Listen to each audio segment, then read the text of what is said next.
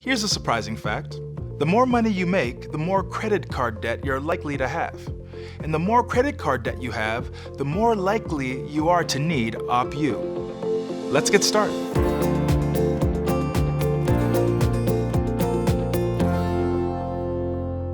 In this lesson, we're going to talk about debt. You'll learn the difference between debt that's good and debt that's bad. So debt essentially is a way to finance purchases. You use credit to receive a good or service now, but the cost is extended into the future. You pay it off over time, and the debt is the money you haven't paid yet. Some types of debt are definitely better than others. For example, a student loan helps you pay for an education that may lead to a better paying job.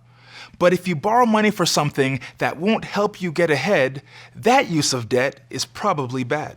There's another way to decide whether you have good or bad debt, and that's your net worth. Net worth is the difference between how much you own and how much you owe.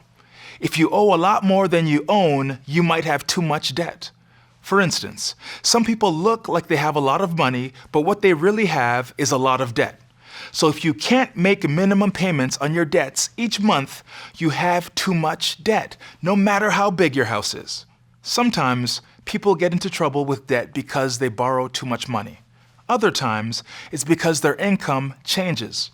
An amount of debt that's just fine when you have a steady paying job can become crushing if you're unemployed.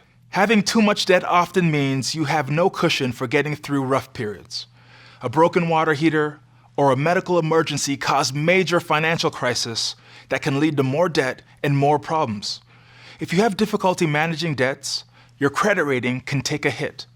This means that the interest rate on your new debt will be higher, and that makes it even more difficult to afford. Bankruptcy is one way to reduce your debt, but it's not quite as simple as what you see on TV. You won't be able to borrow money for several years, so if you need a new car or you want to go back to school, that could be a problem. So now you know the difference between debt that's good and debt that's bad.